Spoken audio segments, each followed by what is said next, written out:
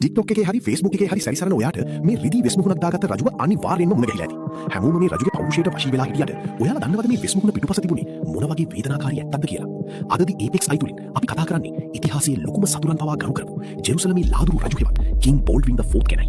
ක්‍රිස්තු වර්ෂ 1161 දී උපන් බෝල්ඩ්වින් කුඩා කාලයේදීම මාරාන්තික රෝගයකට ගොදුරු වෙනවා. ඒ තමයි ලාදුරු ලෙප්‍රසි රෝගය. ඔහුගේ ශරීරයේ දකුණු අතේ කිසිම දැනීමක් නැති බව මුලින්ම සොයාගත්තේ ඔහුගේ ගුරුවරයා. ඒ කාලේ හැටියට ලාදුරු කියන්නේ මරණ දණ්ඩනයක් වගේ දෙයක්. ශරීරය ටික ටික කුණු වෙලා යන, ඇඟිලි හැලෙන, පිනීම නැති වෙන රෝගයක් එක්ක ඔහුට සිදු වුණා තමන්ගේ රූපය සඟවා ගන්න රිදී වෙස්මුහුණක් පාවිච්චි කරන්න.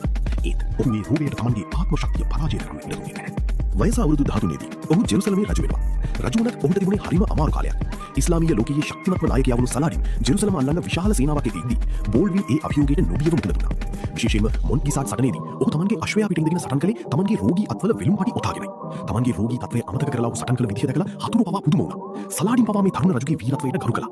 ඔබ හිතනවාද අද කාලයේ එම වයසේ තරුණයෙක්ට ඊතරම් ගැම්මක් තියෙනවා කියලා? අද කාලයේ තරුණයන් TikTok වැනි සමාජ මාධ්‍ය තුල හැසිරෙන්නේ සමනරුසෙය. තමන්ගේ ආත්ම ගරුත්වයට පස කළා දියනාන වීඩියෝ පවා කිසිම තැකීමකින් තොරව සමාජ මාධ්‍ය තුල පළ කරන අද කාලයේ ඇතැම් යොන්ත තරුණයින් මෙම රජු ඉදිරියේ සුවක වසුරක් වැනිය. තමන්ගේ පෙනීම සම්පූර්ණයෙන්ම නැති වෙලා ඇවිද ගන්න පවා බැරි තත්වයක ඉද්දී ඔහු තමන්ගේ රාජධානිය පාවා දුන්නේ නැහැ. ඔහු මේ යති වයස අවුරුදු 24ක් විතරයි. ඒ තරම් පොඩි වයසකදී එවැනි තරුණ රෝගයකින් වැටකමින් ලෝකේ ප්‍රබලම අධිරාජ්‍යන්ට මුහුණ දීලා ජෙරුසලම රැකගත්ත එකම රජු ඔහුයි. ඔහු මිය ගිය දවසේ ජෙරුසලම විතරක් නෙවෙයි ඔහුගේ සතුරා වුණු සලාඩින් පවා කඳුළු සැලුවා කියලා ඉතිහාසයේ සඳහන් වෙනවා.